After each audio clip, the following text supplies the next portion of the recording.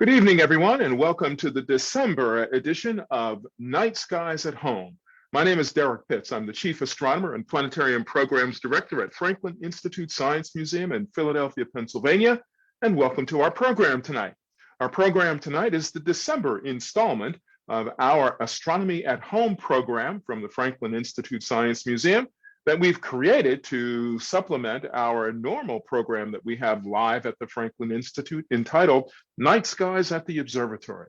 Night Skies at the Observatory has been a regular monthly program that we do at Franklin Institute in which we invite you to come down and spend some time with us using all of our astronomy resources, planetarium, observatory, activities, all sorts of things to help create a wonderful opportunity for you to have a great experience learning about and observing the night sky. We have our rooftop observatory open with our 10-inch refracting telescope, and we also use our 5th floor roof deck that we outfit with a number of additional telescopes as well, so that you can learn a bit about and enjoy observing the night sky right from downtown Center City, Philadelphia. Believe it or not, we do a really great job down there with all sorts of supporting activities, and it's a great evening for everyone. We've sort of put that off for the time being during the pandemic. We expect to get back to that just as soon as we can. But in the meantime, we thought that you can actually do some of these activities at home. You have a great opportunity to become a sky watcher right from wherever you live. Doesn't matter if you're in an urban environment or if you're in a rural environment, there's still plenty for you to see in the night sky, even without a telescope. Most everything we'll talk about in this program are observing things that you can do without a telescope. And we encourage you to step outside in the evening, take a look at the night sky, and get to know some of the objects that are there to be seen. The sky is very easy to learn, actually, if you take it step by step, and you can learn all of the constellations that are available in your sky. And those objects you see in the sky, the constellations, the stars, and the planets, can become your celestial friends forever. Once you get a good look at them and you understand which ones they are, you'll never forget them. So they can travel with you no matter where you are in the world, all the way across time of your life. So it's a great opportunity now to get started with that. We're just coming into the winter season. There are great constellations, great stars, and even some really great planets to be seen at this time of this year. So it's a wonderful time for you to be out, getting a bit of fresh air, enjoying some time outside under the evening sky. So we have a great program for you tonight. We're looking for your questions about astronomy and space science, so please feel free to put those in our chat. Please let us know what questions you have about astronomy and about our topic tonight. And also, let us know where you're seeing this program. We'd love to know what the skies look like where you live. This program really is for you, so please participate by letting us know where you are. And also send us your questions. We'd love to have you with us tonight for those questions. We have a really special program tonight because I have a wonderful guest that's come to us from the Space Telescope Science Institute. This is the organization that operates the Hubble Space Telescope and will be responsible for operation of the next great space telescope to come along, James Webb Space Telescope. And we're going to talk to someone from Space Telescope Science Institute that's going to help us understand all about James Webb. And the reason why we're going to learn about this telescope is because it's launching into space on December 18th, just a couple of weeks from now. And this telescope, as I said, will be the next space telescope, the next great space telescope that's going to provide us all sorts of information, gather all kinds of data that will help us understand even more about the universe than we have come to understand already. There's still lots to learn, and this particular telescope is going to help us learn all about lots of other things that we want to understand about the universe. So hang on for that. We'll be talking to our guest from Space Telescope Science Institute in just a few minutes. We're also going to talk about the winter highlights, winter sky highlights. What are the constellations? What are the bright stars? What are the bright planets that we can see in the evening sky? And what kind of tools can we use to identify them? What star maps are good for us to use for that? We'll talk about that tonight.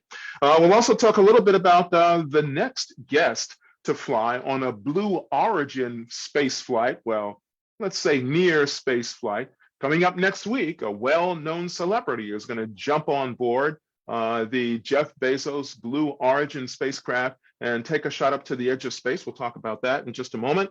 We'll also talk a little bit about the winter solstice. You know, what we typically call the longest day of the, or the longest night of the year, the shortest day of the year, the first day of winter. Well, it's actually called the winter solstice. It's coming up on the 21st of this year, but there's some additional dates that go with that help us better understand how the mechanics of our solar system work, particularly with regard to the Earth's motion around the sun.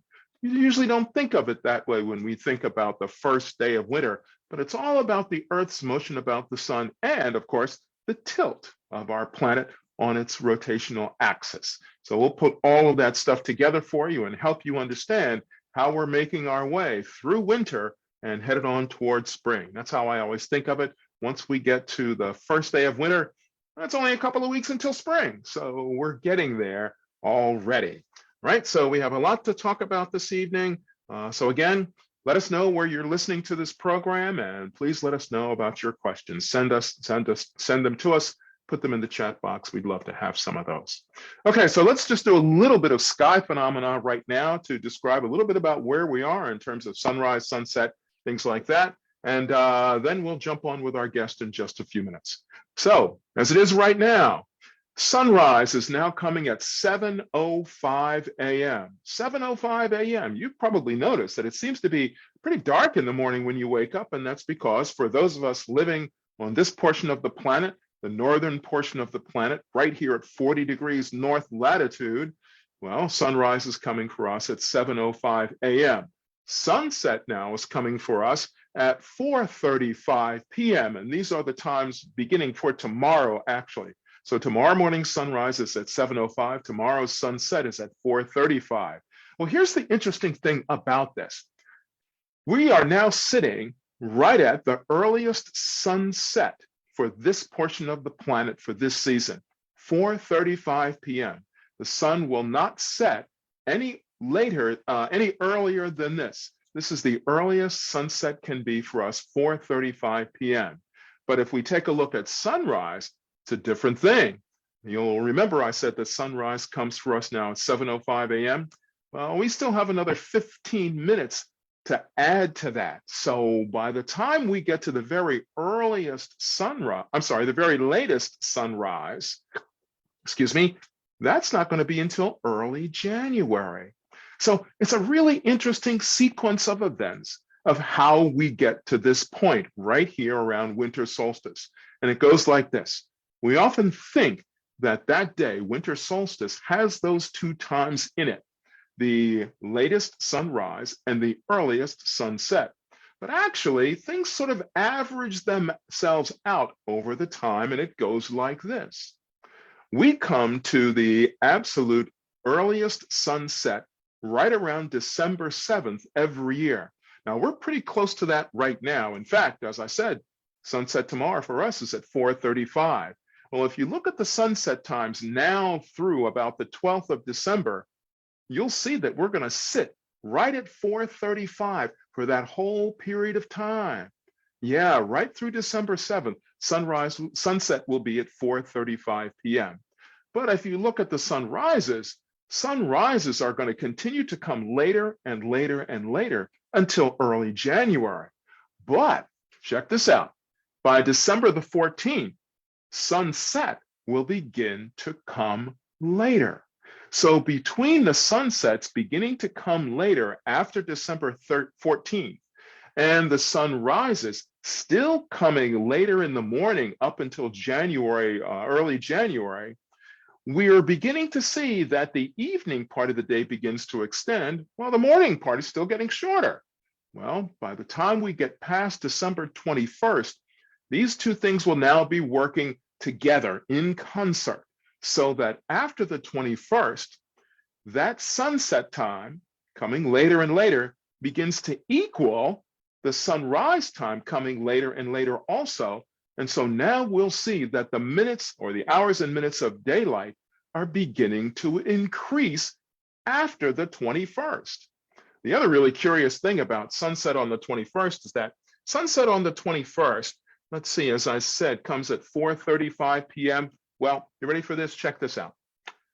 December 21st, sunset, when sunset comes, there's only a difference of 2 seconds on the day previous and the day following December 21st for which day or that range of days that actually gives us the fewest number of hours of daylight for those 3 days.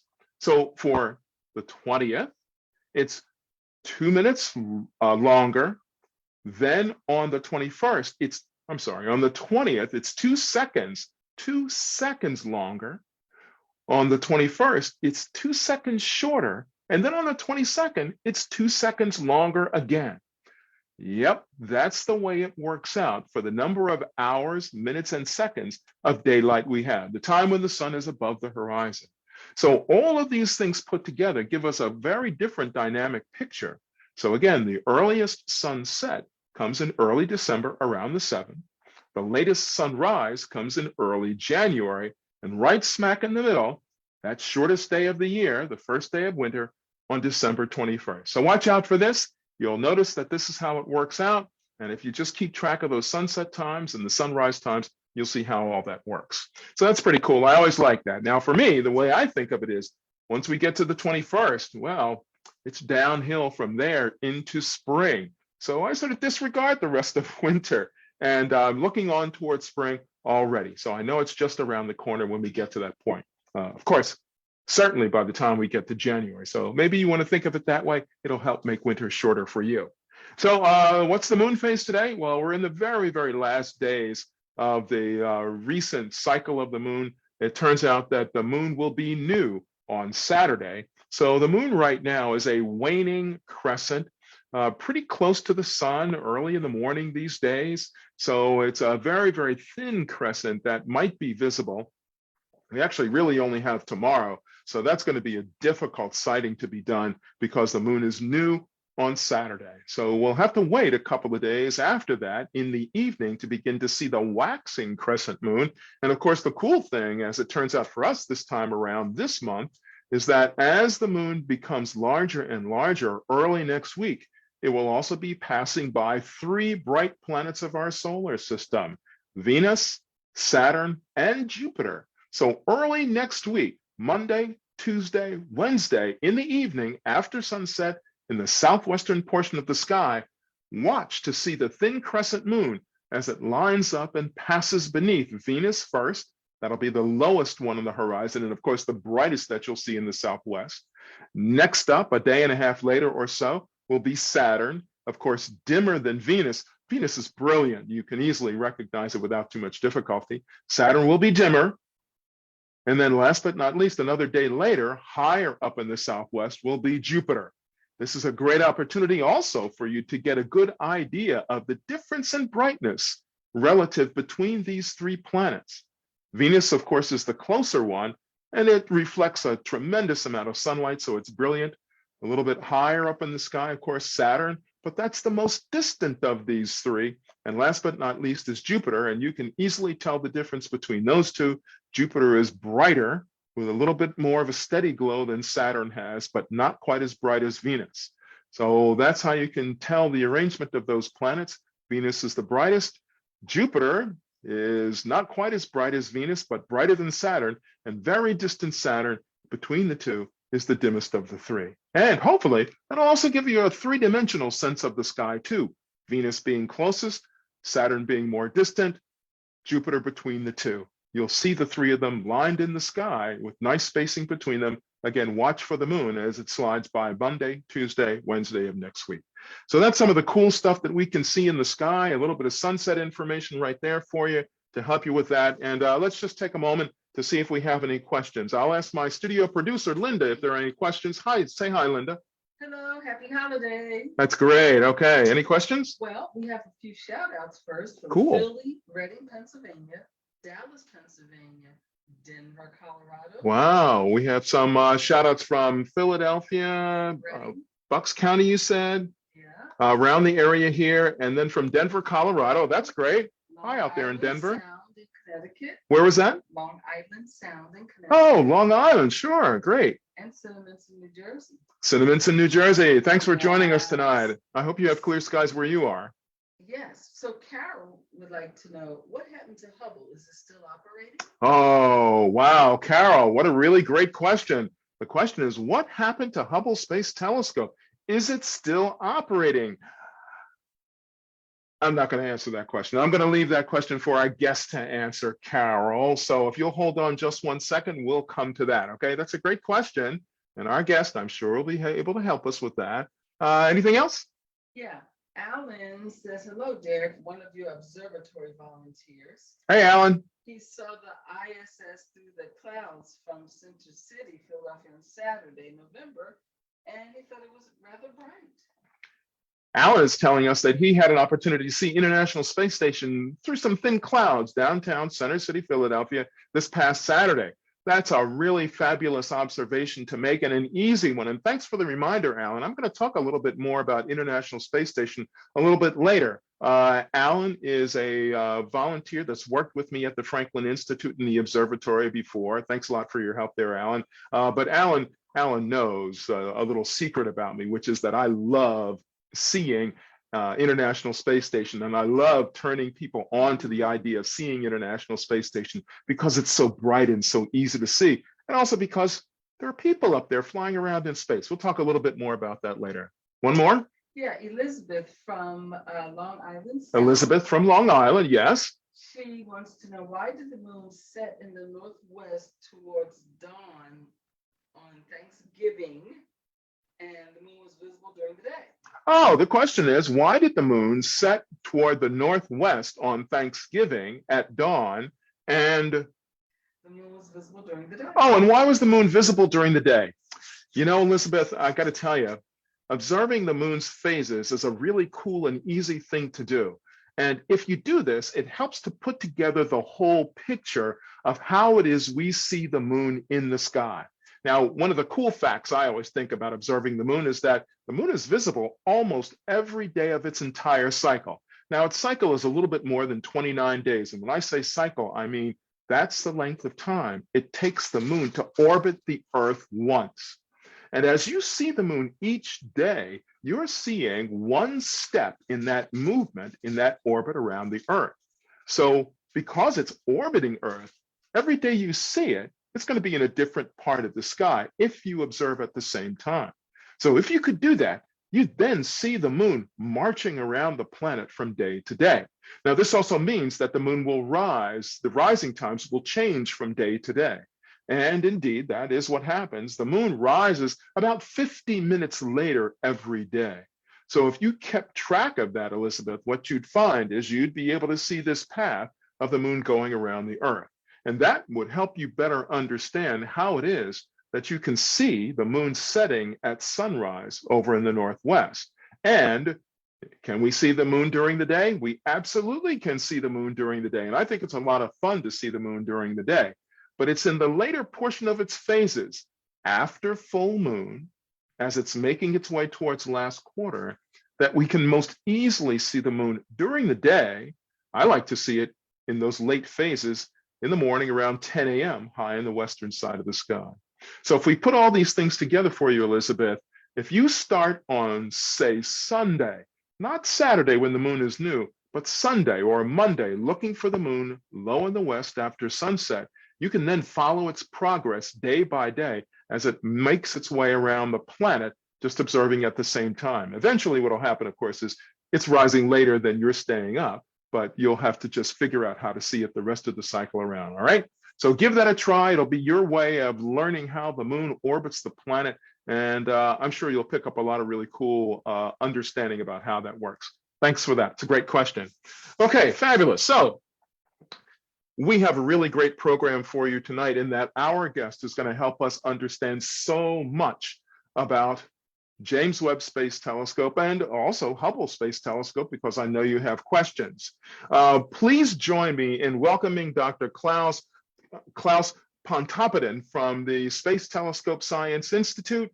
Dr. Klaus Pontoppidan is a staff scientist there, and he particularly likes to study the early development of planets in nebulae.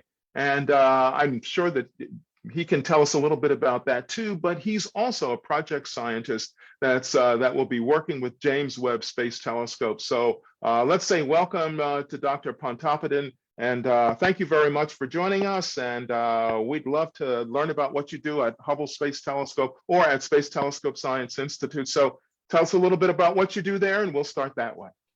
Sure, and thanks for having me. It's a pleasure. So my primary job at Space Telescope, as you said, is to be the project scientist for the James Webb Space Telescope there. That means that I get to have the fun job of being the science advocate for the mission and make sure that, you know, all the designs we make, the way we operate it at Space Telescope actually allows it to do the science it was originally designed to do, and to help astronomers all over the world use the telescope to do their experiments.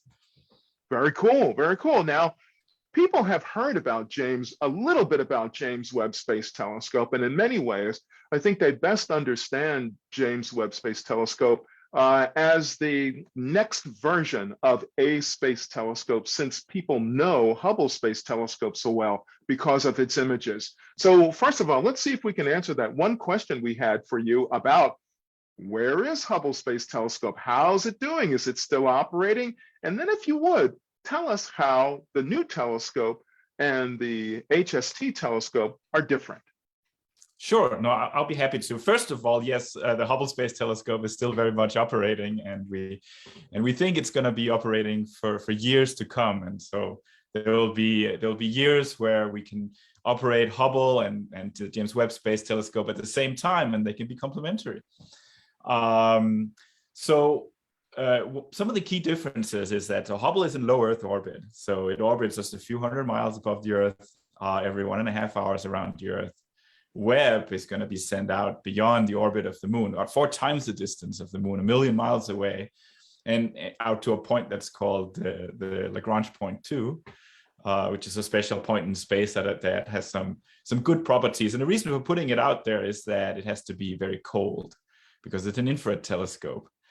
And if you have an infrared telescope that's warm, because infrared light is heat radiation, if the telescope is warm, all it would happen is it would see itself. So it has to be really, really cold, almost 400 degrees Fahrenheit. And that doesn't work if you put it too close to the Earth. The Earth would simply heat it up. So we have to put it way, way out there. So that's a big difference with Hubble. Another thing you asked was, you know, what is the science they're doing compared to Hubble? And so some people say that James Webb is a successor to Hubble, a scientific successor to Hubble. I like that expression best. And the reason for that is that the original reason that Webb was designed had a specific scientific purpose. It was to detect the first galaxies in the universe. And so some of you folks who have been following Hubble, you may have seen these deep fields that Hubble have observed, these deep fields of galaxies where you sit with Hubble and you stare at an empty part of space for days on end. And it's literally covered in galaxies. And some of these galaxies are extremely far away. The problem is that we know, and they knew already back then, that Hubble will not be able to see the first galaxies that formed in the universe. So that the first galaxies essentially are invisible to Hubble. And the reason for that is that as galaxies in the distant universe, as they emit light, this light has to travel these vast distances over vast amounts of time. And the universe is expanding. It's expanding all the time. So as this light travels for billions of years through the universe, the light is stretched, and it means the wavelength of the light increases. And light with longer wavelengths is redder. So the light gets redder and redder over time. Another way to think about it is that old light is red, and very, very old light is infrared. It shifts the light out of the visible range where we can't see it with our eyes anymore. And Hubble is a telescope that was designed to operate predominantly in invisible light. And so the most distant galaxies essentially disappear from view of Hubble, and it just doesn't see them. We knew we had to make a telescope that operates in infrared light. And that was the original reason for making the Webb telescope. So yeah. Well, that's really interesting, because, you know, now you're talking about, rather than, you know, a telescope very much like how people typically think of telescopes as actually being able to see an object and simply magnifying it so that we can see it better. You're talking about an instrument that's actually looking for objects that are no longer visible in the sense of how we think of things as being visible, as light that we would see with our eyes, but instead being sensitive to the radiation that's coming from that object now as heat energy instead. That's right. That's right. Light is so much more than what we can see with our human eyes. It's what we can see is a tiny sliver of what we call the full electromagnetic spectrum that goes all the way from gamma rays to X-rays to ultraviolet light, a little bit of visible light and infrared light, and out to microwave and radio radiation. And so there's this whole world out there, and that's why we're building different space telescopes, for example, that can work and see these different kinds of light, because if you only pick a small sliver of the electromagnetic spectrum, we only get a tiny piece of the story, and we'd like to have the whole story of the universe. So one way to think of this newer telescope, this successor, is it's going to add to the story that we already have about the universe by observing the universe in a slightly different way that looks at a different energy, looks at it at a different form of the same energy. That's right. That's right. And it basically opens up new parts of the universe that we haven't seen before. So it's almost like traveling to a different land that you haven't seen before, or a different place, right? Because if you're trying to take an image with Hubble and you just don't see it there because it only emits an infrared light, and you take the Webb and you take a new image, suddenly there's a whole scene there that you didn't see before. Wow. Okay. So we're going to see new parts of the universe that we haven't seen before. That's right. That's right. And in particular, these first galaxies. Now, that was why it was originally built. But what happens when you put this large, very sensitive, very capable telescope into space? Well, you can do many other things. You can address topics in almost every area of astrophysics, and this is one of the things that characterizes what we call a flagship mission like this. It's not, it might have been designed originally for this one thing here, but it's so powerful it can do so many different things. Another example of that is which is very different than the first galaxies, is to characterize the atmospheres of planets around other stars, measure what the atmospheres are made of, and ultimately take a big leap toward finding planets that may be capable of hosting life, that has the right temperature and the right composition of the atmosphere, the right pressure, and so on. So that is another thing that's is being opened up with Webb, and it's just an example. Well, that's amazing, because we're talking about, it's not as if we're talking about looking at planets that are right here in our own solar system. We're talking about planetary objects that are at extraordinary distances away. So for all intents and purposes, they would appear extraordinarily tiny. That's right. That's right. That's why, for the most part, Webb is not going to find new planets. It's not going to image planets as separate from the stars. It does a little bit of that, but that's not predominantly what it will do. It'll use a special technique that allows it to measure what the atmospheres are made of. It's called the transit technique. So essentially what happens is that you pick certain systems where, just by chance, a planet is passing in front of its star. And as the planet passes in front of its star, some of the starlight is filtered through the planet's atmosphere. And as it's filtered through, the different molecules in the atmosphere, if there's water there, if there's methane there, if there's carbon dioxide there, that pulls out specific wavelengths of that light. And if you detect that light with Webb and you split it up in its colors using instruments that are called spectrographs, you can tell which parts of the light, which wavelengths have been filtered out by the planet's atmospheres. And that way you can tell what's there. So it is a special technique we use, but it's a very powerful technique.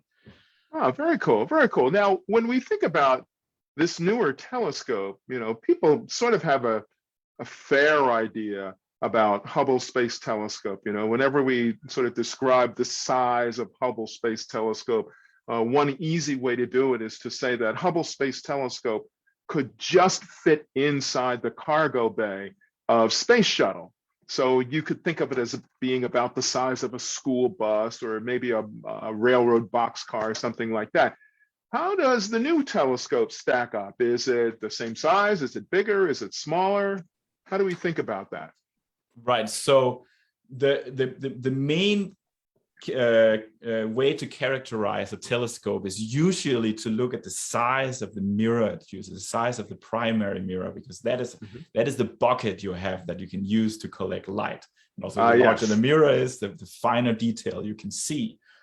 So the Mirror of Webb, which is this very iconic golden hexagon that's created of 18 different segments, it's literally covered in gold.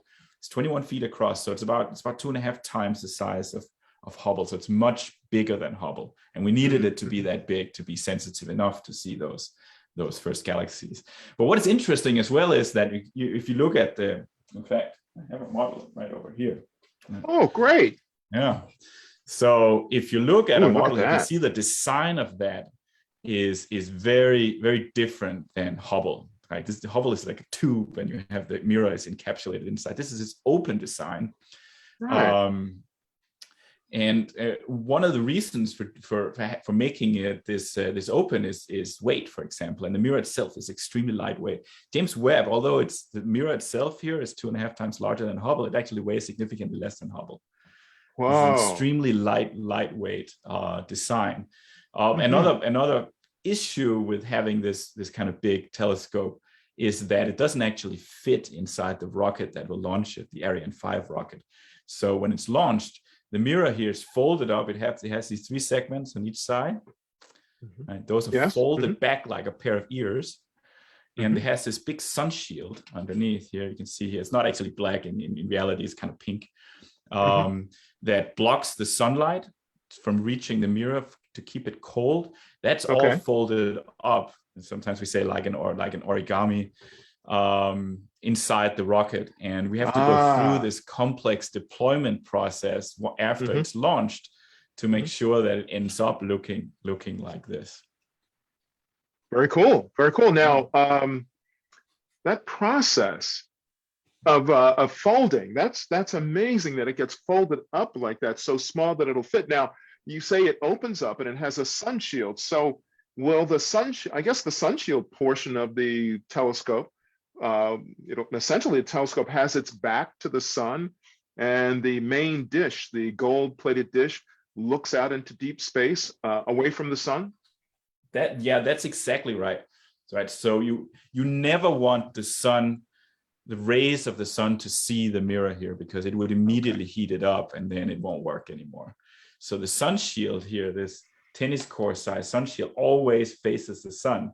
Sometimes people ask, well, are you going to have a webcam, on this side here that looks at the mirror here? And the answer is that sure, you could put a webcam on there, but it will see just darkness, because this is an eternal shade. If it saw the mirror being lit up by the sun, something's wrong. So that's really quite interesting. Now, just go over one other thing for us here again, and that is that this telescope is trying to sense infrared energy from very distant objects.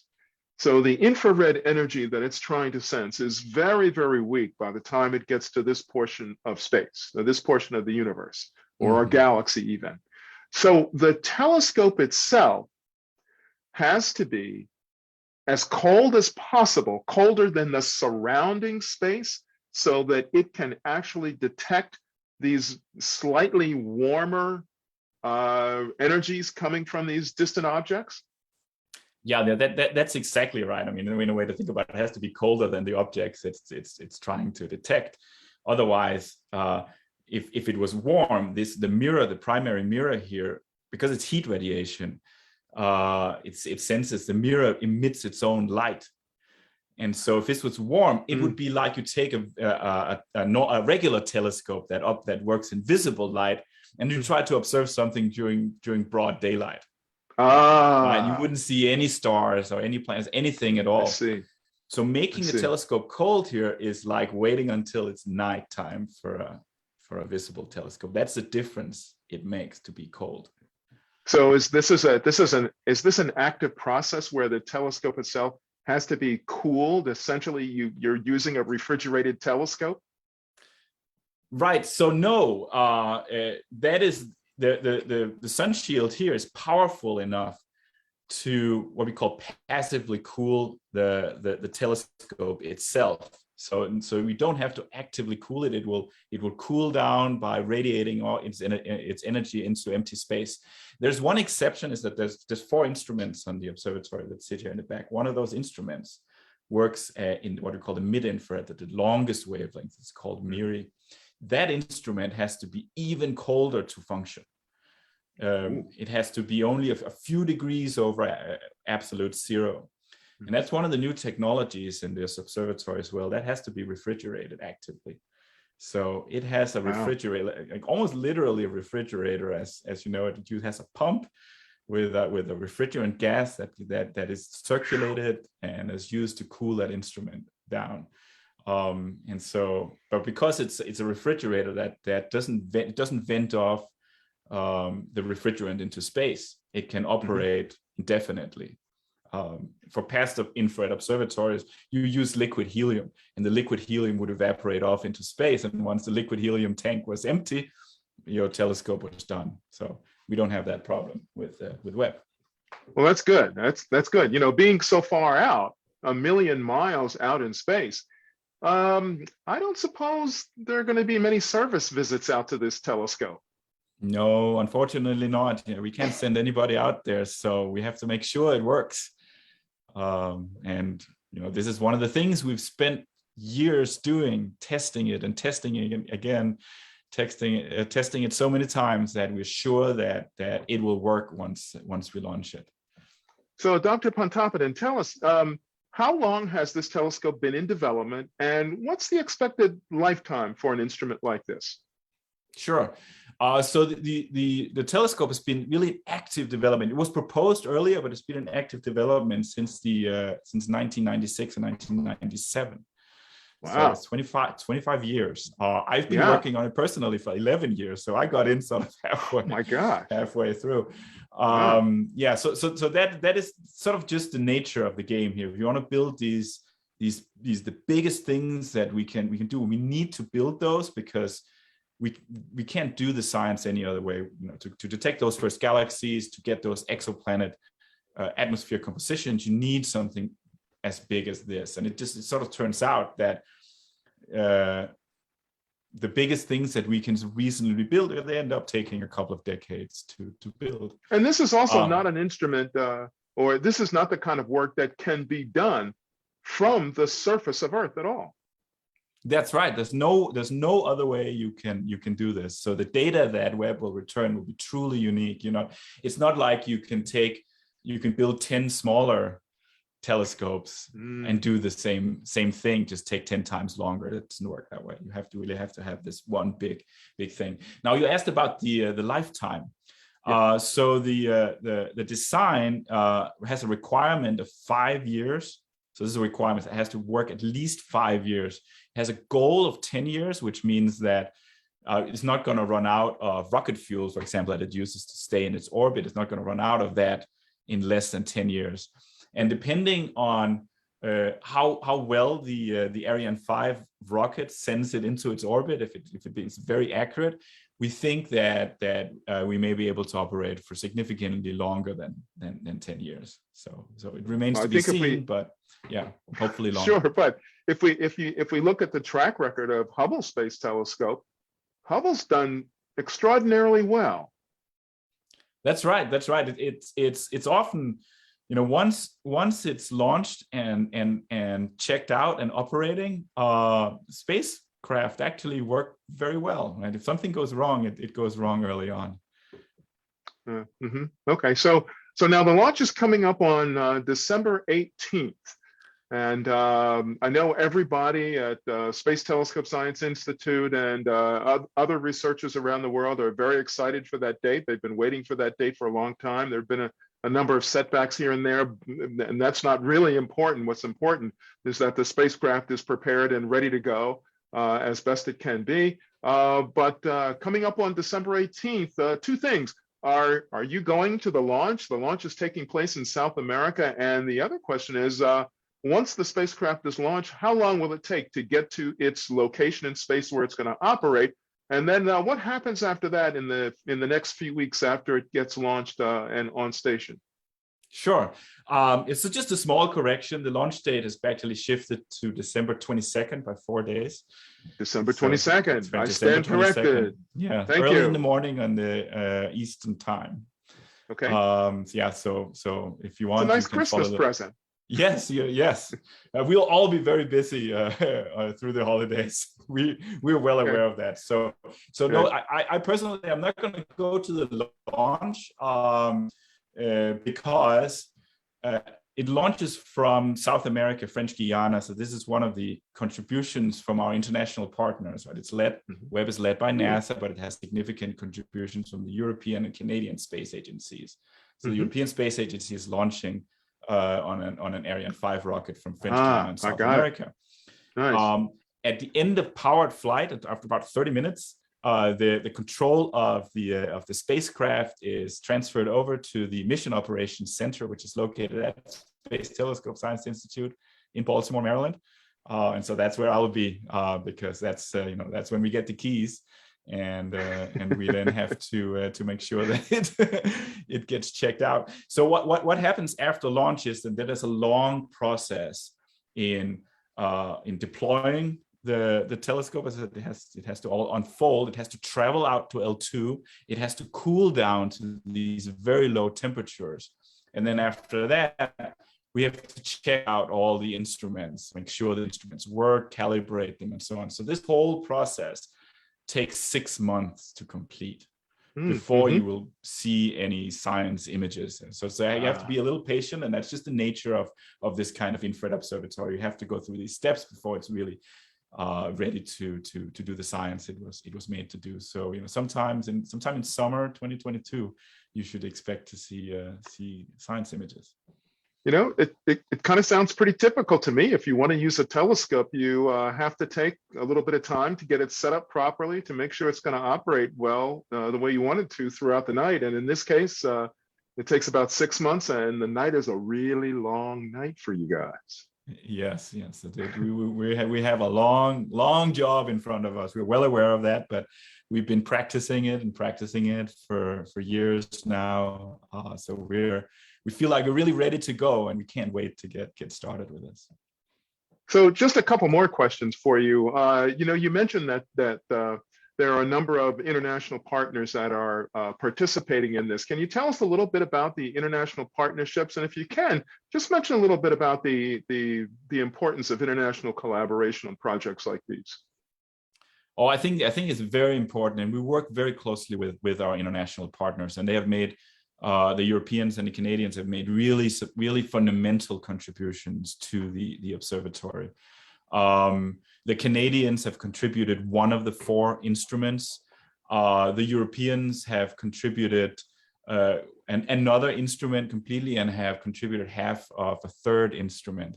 And finally, the Europeans are contributing the launch vehicle, the rocket that will send it off.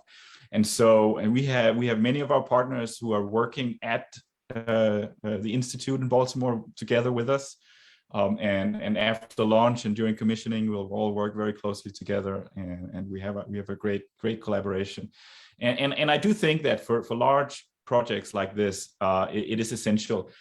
Also because the science that we're getting out of the observatory, this is the way it works is that anybody in the world can ask for time on Hubble or on Webb. If you have a good scientific idea, an experiment you'd like to do, you can write a proposal about once a year and submit it. And these proposals are peer reviewed by other folks in the community and ranked so that we always get the best science done. And we strongly believe that the more people who are able to propose, the better the science ultimately will be, right? I mean, we don't want to exclude somebody with a good idea out there from conducting that idea on the observatory.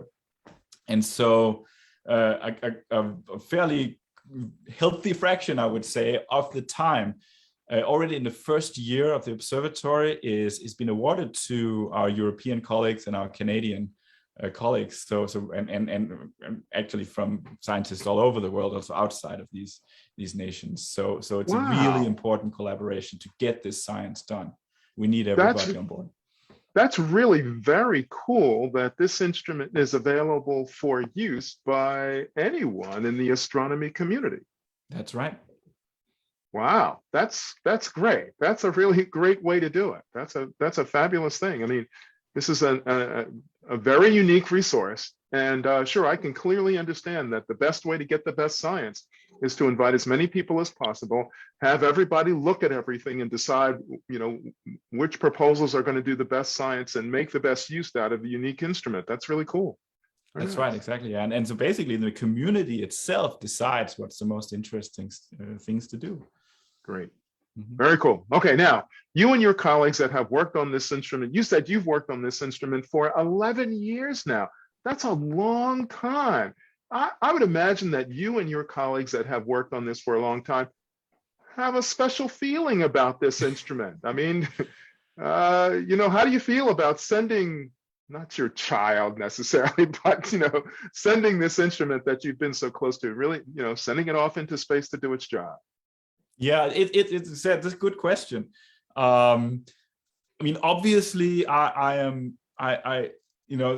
we have a sort of certain level of nervousness seeing this come off, but really predominantly, we just want to get it done now. We want to see it off. It's home. I mean, maybe it's our baby, right? But its home is not on Earth. It's out of place on Earth. Its home is out at L2. That's where it's supposed to be. That's where it's designed to be. That's where we want it to be. So I can't wait until launch. I can't wait until we see the first science data and to actually work on real data after 10 or 11 years of working with simulated data. So it's the feeling is somewhat indescribable, and I may not even know how I feel about it, but it's it'll be so exciting. That leads me to one last question here, and that is that,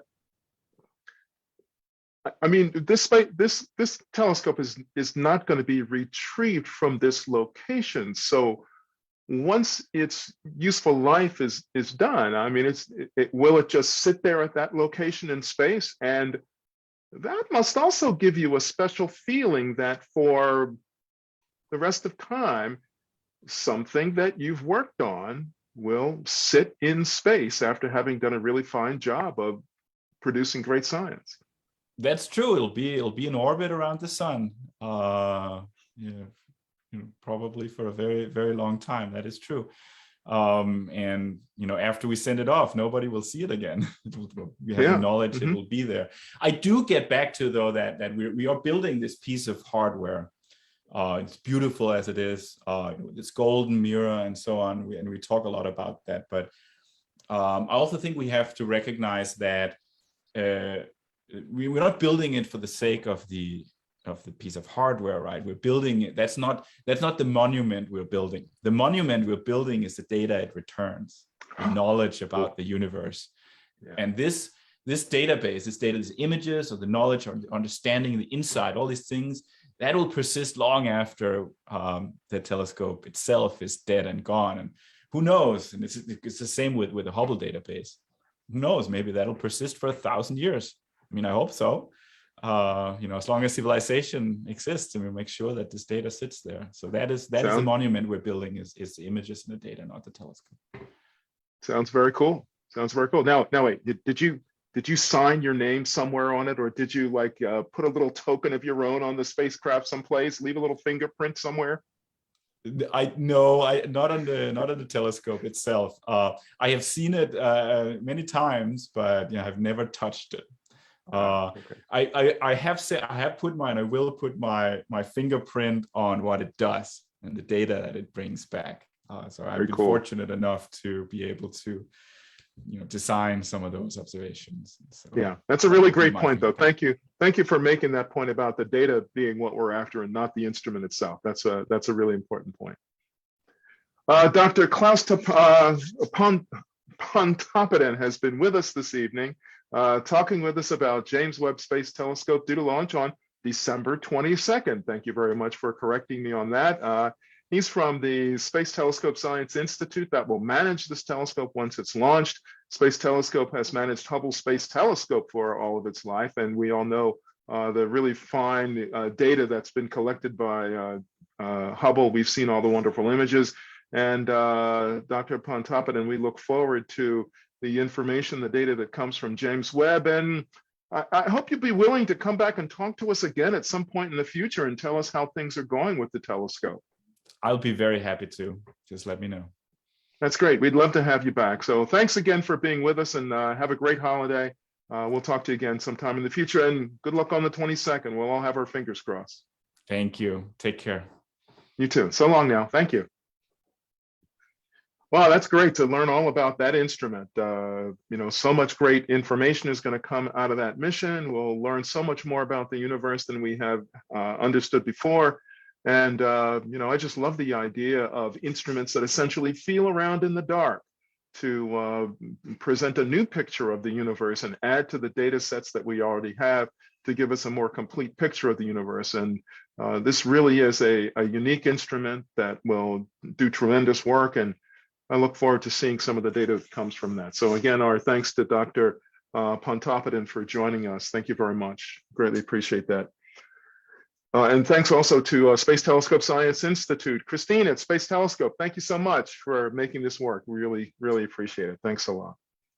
Okay, folks, so we mentioned earlier that we wanted to talk a little bit about some of the constellations that are available in the early winter sky.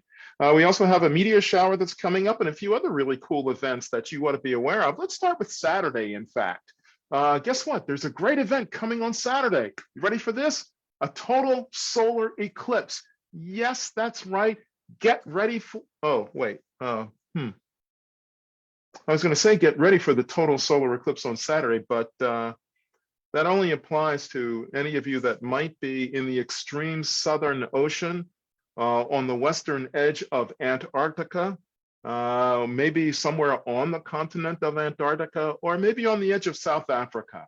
Yes, unfortunately, the total solar eclipse that's happening on Saturday will not be visible from any other portion of our planet other than from Antarctica. So if you're down in the Southern Ocean, close to the South Pole, you might be able to catch a view of this. Or if you plan to be on the extreme tip of South Africa day after tomorrow, if you haven't left yet, you better get moving. You can catch some of this solar eclipse. We don't have another solar eclipse coming up for this portion of the planet until 2023. That would be in October of 2023. And then there's another really great solar eclipse coming up in April of 2024. So you can follow the eclipse that's happening on Saturday. You can find it being streamed live online if you just go to YouTube and look for live solar eclipse. I'm sure you'll come across streams that will allow you to see that solar eclipse that's happening on Saturday. That's this Saturday. So don't look out for it if you're not down there in Antarctica. But that brings us to another object that's going to be visible in the evening sky, and that's Comet Leonard. You may not have heard much about Comet Leonard, but Comet Leonard is gracing the December skies right now. It's in the pre-dawn sky, high over on the eastern side of the sky before sunrise. And it's not very bright right now. It's down around 6th magnitude, which is just at the limit of naked eye visibility. Binoculars might help you a bit, but if you wait until the comet brightens in a couple of weeks, next weekend, for example, not this weekend, but the following weekend, Comet Leonard will be brighter. It'll come up to about 4th magnitude. That's quite a bit brighter. You'll still need binoculars for it. And the real challenge now for this observation is that it will be low on the eastern horizon at that time. And it really will be fighting the increasing light from sunrise. So it's going to be a bit of a challenge. It does swing around into the evening sky later in the month, but again, it will be low on the horizon and difficult to see, not as bright as we would like it to be. But just so you know, Comet Leonard is out there. And if you want to give it a try, a pair of binoculars in the pre-dawn sky might be your best bet for that. So that's a good thing to take a look for. So let's just take a quick peek if we can. I'm going to share my screen here. And I'm going to go out to, my favorite star map that I like to use online these days, and that's Stellarium Online. I'm going to share my screen come right over to here. My screen share should come up in just a moment. And now I'm going to go to Stellarium Online. I'll open this up right here, minimize myself, get myself out of the way. And hopefully right now you can see Stellarium Online. I'm going to get rid of the menu bar over on the left-hand side. For those of you that have been part of this program before, you know about this web page that I often use for star map. It's a really great one. Stellarium-web.org is this one I like to use. And it's fully manipulable. You can change the time and date any way you wish. It's easy to fool around with and figure out how it works.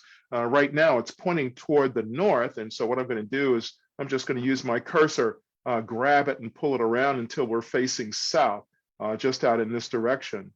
And because I've done this, it allows us now to look out in the direction south so that we have objects rising over on the eastern side of the sky, that's on the left of the screen, and setting over on the right-hand side of the screen, that's over in the west. So objects rise in the east, pass through the southern sky, and set over on the western side. So right about now, at this time of the evening, we're at 8:41 in the evening. I can see Jupiter is still above the southwestern horizon. Saturn is sitting right down on the southwestern horizon. And if we could dip down below the horizon, down over in this region where I have the cursor right now, that's where we'd find Venus. But how might we see these objects in the evening sky? Well, I'm going to use the magic of this tool to show us how to see that. I'm going to call up the window that allows me to move forward and backward in time. And I'm going to back us up in time a couple of hours here. And I'm going to take us right back to just around sunset time. I'm going to close that window. And now you can see my time down here is 17:41, and that's just 20 minutes before 6 in the evening. 5:42 in the evening this is. And at 5:42 in the evening, you can see the sky is fairly dark, of course, but now you can see Venus, Saturn, and Jupiter in a line in the southwestern portion of the sky. Now, I'm going to add to this by just adjusting the date as well. Remember earlier, I talked about the moon moving past next Monday, Tuesday, Wednesday. So I've come to Friday here, Saturday, Sunday, Monday. Now I'm going to close that. Well, I'm going to leave the box open because I want to adjust it a little bit more. But you can see the moon is right next to Venus here now, a very thin crescent. It might be hard to see, but I'm going to move to the next day at the same time. You'll see the moon has now come up to just underneath Saturn, thin crescent again. One more day, we're coming up to Wednesday here. The moon is approaching Jupiter. It's growing a bit. And if we just come up to Thursday, you see now we have this thin crescent moon that has expanded a bit, and it has stopped each day at each of the planets, Venus, Saturn, and Jupiter. It's going to be a great sight to see in the evening sky next week after sunset. You can see that right at 5:45 in the evening is a great time to get out and see this. Hopefully the weather will be good, the sky will be clear, you'll be able to see it without much difficulty. I've brought us back to our date, and I'm going to bring us back up to our current time, close this window, and we'll see what constellations are available. Oh, look at that. Venus hasn't set yet for this, so it looks like it hasn't quite caught up yet. There we are. All right, 7, there we are. I've got the time now at 8:43, so the sky is set just fine. Let's see what constellations are visible in the evening sky right now. And you can see we still have the main constellation of the fall sky, Pegasus, right here to the right center of the screen. This great square of 4 bright stars is the main constellation of the fall sky. And you can easily see the constellations that surround it. The late summer constellation Cygnus is off in the north-northwest there, or west-northwest. So you can catch that without too much difficulty still in the evening at 8:45. It's still visible in the sky. But the cool thing is that if we come back to Pegasus, right in the center, we can swing through these other constellations, and way over on the eastern side is the main constellation of the winter sky, Orion the Hunter, attended to by the winter circle of constellations that are made up of Taurus, Auriga, Gemini, and really back over here, what we'd expect to find out in this direction are Canis Major and Canis Minor, but they're not quite above the horizon yet. If we wait just another couple of hours, they'll be up above the horizon too. But when you can see Gemini in the evening sky, that's a hint that we're making our way through winter and heading on towards spring. So right now we have this great span of constellations from the summer through the fall with Pegasus into the winter with Orion. And we can use this map to make it easy for us to identify constellations in the sky. And the three that I've mentioned, Cygnus, Pegasus, and Orion, all have stars that are bright enough that you can easily find them even under bright center city lights at night. So no worries, these will be visible to you. Maybe some of the dimmer ones may be harder to see, but these three main constellations will allow you to orient yourself to the sky and feel as if you're actually able to see some of what's available in the sky. So those are right there. So the next thing I'm going to do for you here is I'm going to jump over to this constellation this program that I really love to use called Heavens Above. I'm going to log in right over here. Hopefully everything's working quickly. Yes, it is. So here in Heavens Above, this program gives me the opportunity to identify when International Space Station will be visible. It was Alan who mentioned this earlier, that he had the opportunity to see International Space Station last Saturday from Center City, Philadelphia, through thin clouds. And I always think it's one of the coolest observations you can make. In fact, this is my favorite sky observation to make with friends. I love to take people outside to see International Space Station because it's such a cool thing. It's about the size of a football field, travels at 17,500 miles per hour. And right now, there are 7 astronauts on board International Space Station, 7. So if you go out and see it, you can watch them as they go by. And of course, it's very easy to see. Now, the table right here gives me the date when it's available, the brightness, when I can begin to look at it, and its highest point. And this is what I'm really interested in. When I go through this chart, what I do, the simple thing I do, is I look to see what dates it might be available. And then what I do is I look to see when space station is going to have its highest pass.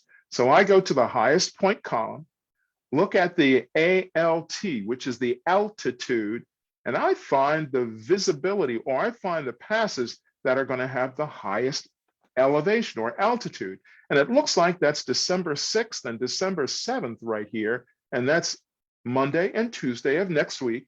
One is at 64 degrees altitude, the other is at 74 degrees altitude. And look what time, 6:20 in the evening and 7:30 in the evening. So these are going to be great passes just after dinner. You can go outside with your family and take a look and not miss it because it'll be nice and bright. You'll notice over here in the brightness column for those 2 days, -3.4, -3.8. That means it'll be one of the brightest objects you can see in the sky. So if you click on the date now, you'll come to a map that will show you where the spacecraft will pass through the sky. Now you can use this to easily identify which of the objects you see is International Space Station, but you can't miss it because it's bright, moves across the sky with a steady rate of speed, and you can use the map to help you identify exactly where it's passing across the sky. So this is a really cool way to see International Space Station. And as I say, I really recommend that you invite your friends to go out with you to take a look at International Space Station as it flies by. Now you can go down the list and you can actually try to get a view of International Space Station on all of these days that it's visible. And you might discover that on some days, it's visible more than once. It has more than one pass. So for example, tomorrow it looks like, Friday, December 3rd, there are 2 passes of space station, one at 5:27 in the evening and another at 7:02 p.m. Well, they're separated by 90 minutes, and that's the amount of time it takes space station to orbit the Earth once.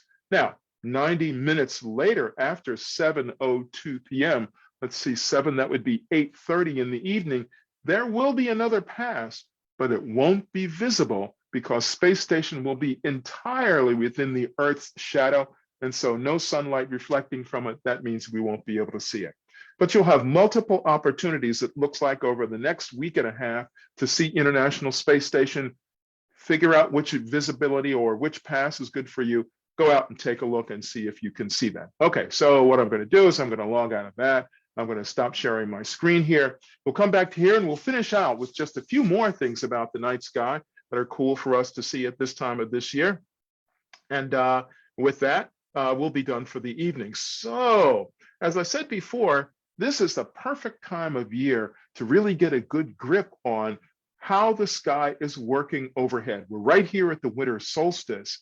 And because we're at the winter solstice, this is the time of year when our holidays are all rolled into the idea that folks living in the northern portion of the planet don't have as many hours of daylight as we had during the summer season. Now, what the season is for us here in the northern hemisphere, the opposite is true for the folks that live in the southern hemisphere. So while we're experiencing winter solstice, the folks down in the southern hemisphere are experiencing their summer solstice. So they have the longer days, the many hours of daylight, and they have the heating that we typically have in the summer. They have that at this time of the year. Now, all of this is predicated on one simple fact about the Earth and its position in space. And that is that it's the Earth's rotational axis. So I'm using my arm to demonstrate the Earth's rotational axis. And if the planet were around my arm, if I had a globe around my arm, well, you know, the planet would rotate once every 24 hours on its rotational axis. But the axis in space is not vertical, but it's tilted 23.5 degrees.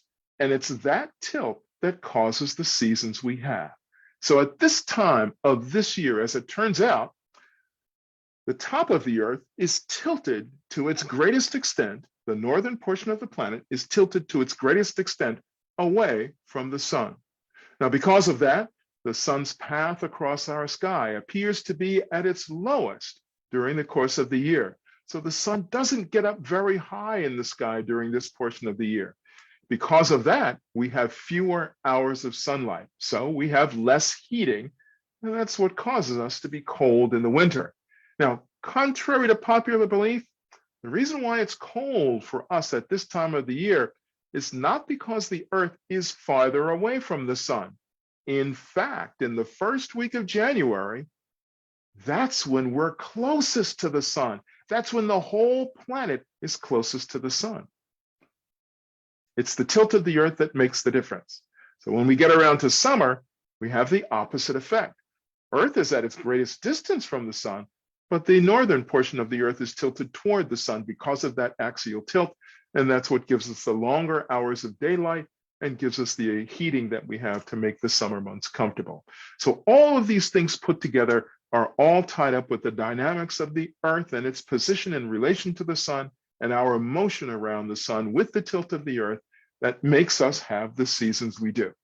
It's a really cool effect that's just for us. I should say Mars also has a similar situation in which it's also tilted about the same degree, but it's farther away from the sun. So its seasons last 6 months each instead of 3 months each. So a typical year on Mars is about 2 years long, whereas a typical year on Earth, of course, as we all know, is 1 year. Okay, let's see if we have any final questions this evening before we close out for the night. Hopefully there are some. Linda, what do you have? Yeah, a 13-year-old Stuart from Lancaster, Pennsylvania. 13-year-old Stuart from Lancaster, Pennsylvania. What do you have, Stuart? He said he tried to photograph ISS but couldn't really see it. Could you help him out? Stuart, you're interested in photographing International Space Station as it flies by. Yeah, so here's what you're going to need. You're going to need a telephoto lens, a really long lens that gives you really good magnification. You're going to have to put it on a tripod, but then you're going to have to move the tripod along to follow International Space Station as it flies by. And that's really challenging to do. So what you might think about doing instead is, why not try doing a video of it as it flies by?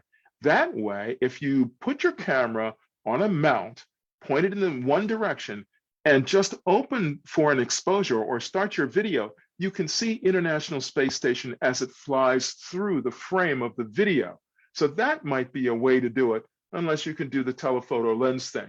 Now, if you wanted to try to do it with the telescope, that gets even trickier because, of course, again, you have to have the telescope moving in the same way that International Space Station is flying across the sky. So I tried the video method. Thanks for that, Stuart. That's a great question. Good for you for trying to photograph it. Good luck with that. Let me know how it turns out, please.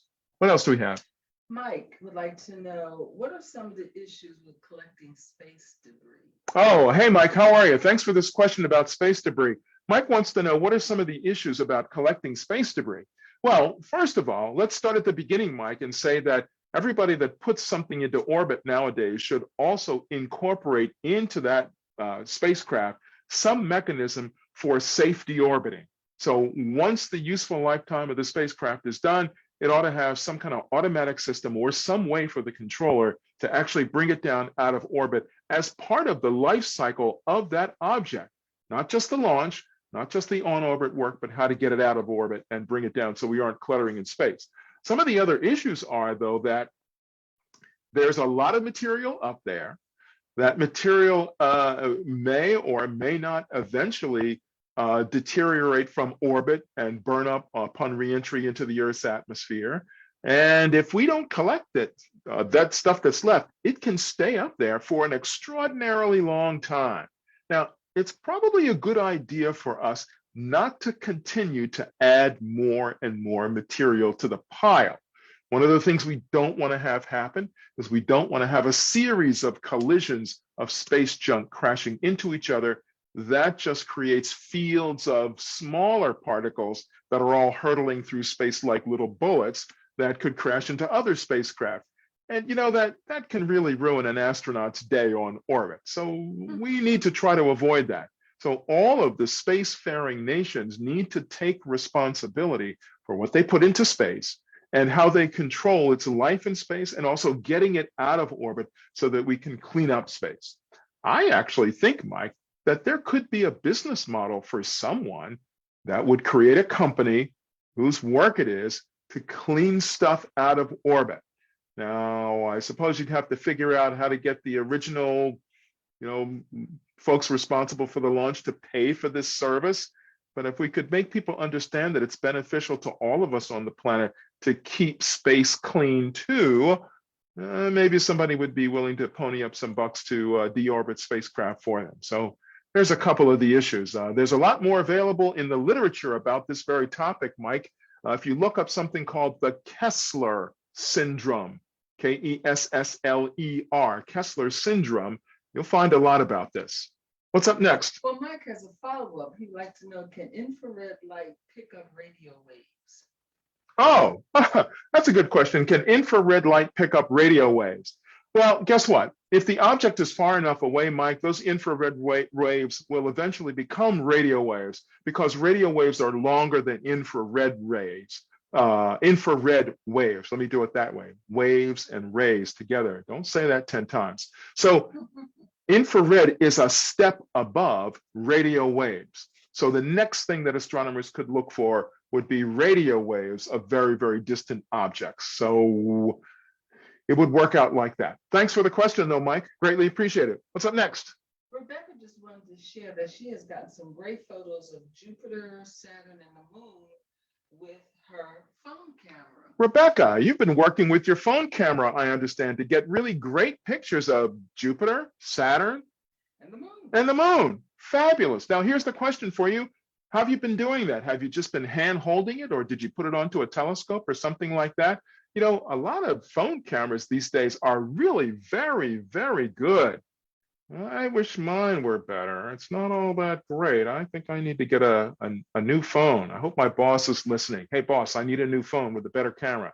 Anyway, good for you, Rebecca. Keep up the great work. You know, you can get a little attachment that will attach your smartphone to a telescope so that you can take photographs through a telescope as well. They're not very expensive, maybe 35 or 40 bucks, and they work out pretty good. So if you have an opportunity and you haven't been doing it that way, try that too.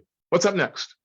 That's it for our questions. Okay, so thank you very much for joining us this evening, folks. We're really glad that you could be with us tonight. We've had a great opportunity to talk about Space Telescope, both Hubble Space Telescope and the upcoming James Webb Space Telescope that will launch on December 22nd. Again, thanks to Dr. Klaus Pontoppidan from Space Telescope Science Institute for helping us understand lots more about space telescopes than we've understood before. And keep an eye out for that launch. You can follow along, of course, through NASA's website. They'll help you follow along with that. So you can keep track of that. And you can keep up with the Webb telescope by following information about it on the NASA website. That's nasa.gov. Don't forget, great stuff to be seen in the evening sky. Winter solstice coming up on December 21st. The moon sliding by the planets Venus, Jupiter, Saturn, and Jupiter early next week, Monday, Tuesday, Wednesday. Take a look for that. And otherwise, enjoy the fabulous evening skies of this month of December as we head on into January. Don't forget, as we get past the winter solstice and head on into the December holidays and on into January, it's just downhill from there till springtime. So keep that in mind, and hopefully that'll help to keep you a little bit warmer during the winter months. You know, we're excited to offer the iconic Franklin Institute exhibits Wednesday through Sunday. You know, all the really cool stuff. That's when we're open nowadays. So we have, of course, the Train, the Heart, our Sport exhibit, our Brain exhibit. All the really cool exhibits that you know of at the Franklin Institute are available to you.